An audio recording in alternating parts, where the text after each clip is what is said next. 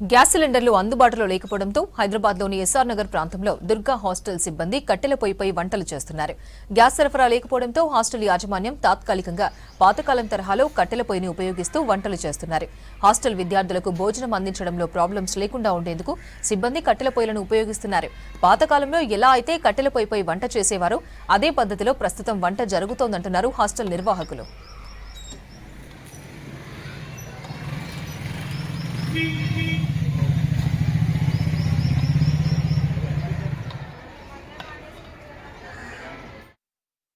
Gas లేక ఇబ్బంది పడుతున్నాం. 2 రోజులు బట్టి ఉల్లి పిల్లల్ని ఎల్లగొట్టలేక వంట కర్రలతో కట్టుకుంటాం. కట్టెలు 25 రూపాయలు అవుతుంది కేజీ. ఇది సమస్య. గ్యాస్ లేక ఎంత ఇబ్బంది పడుతున్నాం. గత 10 సంవత్సరాలు బట్టి ఎప్పుడు ఇలా ఇటువంటిది జరగలేదు. ఇదే మొదటిసారి. ఇంతవరకు ఎప్పుడు అలా జరగలేదు. ఏమంటే దాని గురించి మేము బాధపడతాం, గ్యాస్ లేదనేసి. కట్టెల మీద వండడం ఇబ్బంది అండి. పొగ అన్ని రకాలుగా ఇబ్బంది ఉంటుంది కదండి. గ్యాస్ అయితే ఎక్కువ ధర అవుతుంది. ఇంకా కేజీ 25 రూపాయలు అండి. ఇప్పుడు ఇన్నాళ్ళు మొన్నటి వరకు 10 రూపాయలు ఉండేది, ఇప్పుడు కేజీ 25 రూపాయలు చేశారు. కట్టెల పొయ్యి మీద వేరేగా ఉంటుంది, గ్యాస్ మీద వేరేగా ఉంటుంది. ఉన్నోళ్ళు ఎల్లగొట్టలేం కదండి. ప్రజెంట్కి గ్యాస్ లేకపోయినా కర్రలతోనే ఉండి పెట్టాలి కదా.